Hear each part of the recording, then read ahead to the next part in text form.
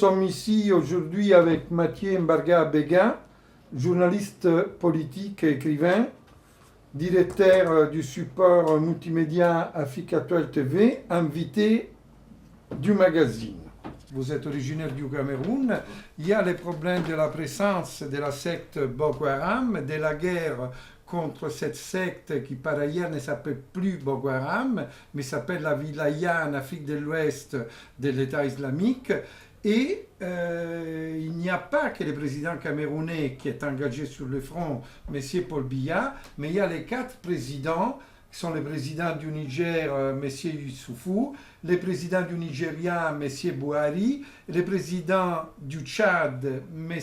Déby, qui sont engagés dans un front commun contre cette secte. Donc ils sont en train, au moins au niveau de leur déclaration, d'assumer leurs responsabilités. Ils nous disent depuis quelques semaines qu'une force multinationale conjointe qui réunit les 4 pays, plus le Bénin, elle est en train de se mettre en action pour faire face aux offensives de la secte. Qu'est-ce que vous pensez, Monsieur Mbarga, du rapport qu'il y a entre ces déclarations d'initiatives qui doivent être prises et la réalité qui est aujourd'hui sur le terrain, d'autant plus que nous sortons d'un juillet particulièrement sanglant, au Cameroun notamment, où les premiers gravissimes attentats des kamikazes ont eu lieu, notamment dans les villes du Nord. Ce qui doit être là, le devoir des chefs d'État que vous avez cités, le président Paul Biya du Cameroun, Buhari du Nigeria, Youssoufou du Niger, le président Idriss Déby du Tchad. Leur devoir aujourd'hui, c'est lequel? C'est de bien comprendre que s'ils ne se mettent pas ensemble, je dis, réunissent pas leurs forces pour combattre Boko Haram, leur nation, leur pays est foutu. Après, on peut trouver qui est derrière Boko Haram, qui ne l'est pas. L'idée aujourd'hui, c'est que contrairement à l'Union africaine, il faut que les Africains, c'est ce que là aussi, c'est le discours que je connais bien, puisque j'y ai travaillé, j'ai écrit des essais dans ce domaine-là. Je dis le développement de l'Afrique, c'est aux Africains de créer, de se donner les moyens pour consolider leur stabilité politique, développer leur nation, ne pas attendre que les aides vont venir de l'Europe. On sait très bien qu'une aide n'a jamais été un pays assez développé. Donc je dis, le devoir de ces 4 chefs d'État que j'ai signés, c'est de réunir leurs forces pour combattre Boko Haram. Parce qu'un pays, une nation où il y a la guerre ne vous sert plus à rien, ne peut pas se développer. Et rien que par rapport à cette logique, ces pays-là, les dirigeants actuels de ces 4 pays doivent absolument sortir de l'hypocrisie, du laxisme, de l'idée que si le voisin, il y a la guerre chez le voisin, je serai épargné. C'est-à-dire prendre résolument une seule et unique démarche, mais combattre l'ennemi qui s'appelle Boko Haram.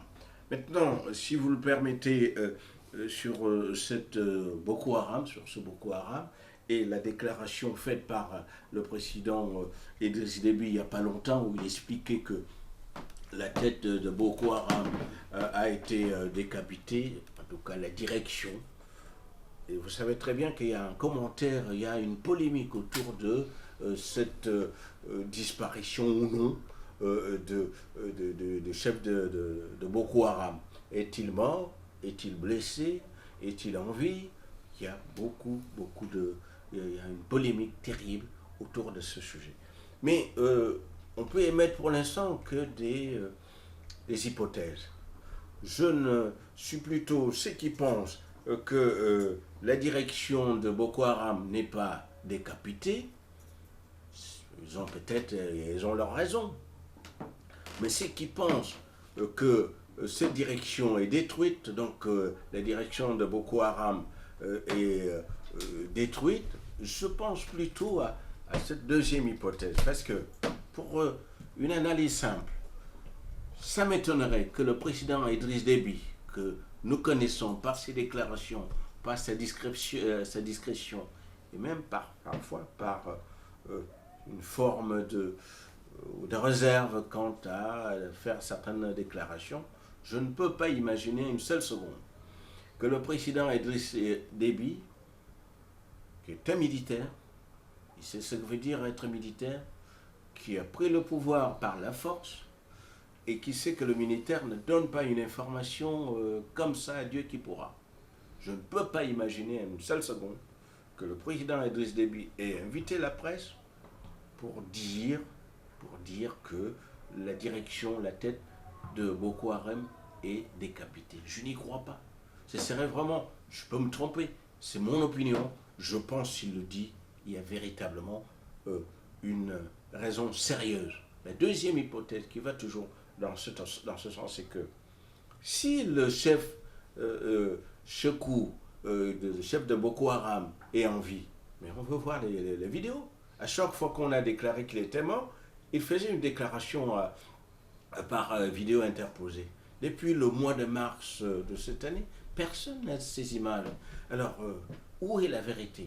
En tout cas, ce qui m'intéresse dans ce débat d'idées, nous en tant qu'intellectuels et observateurs de la vie politique africaine entre l'Afrique et la France, ce qui nous intéresse, c'est les faits. Les faits, je vous ai indiqué tout à l'heure, pour les 4 chefs d'État, il faut qu'ils se battent pour défendre leur nation en péril. Après, qu'on cesse de dire c'est à cause de Paul ou Pierre, etc.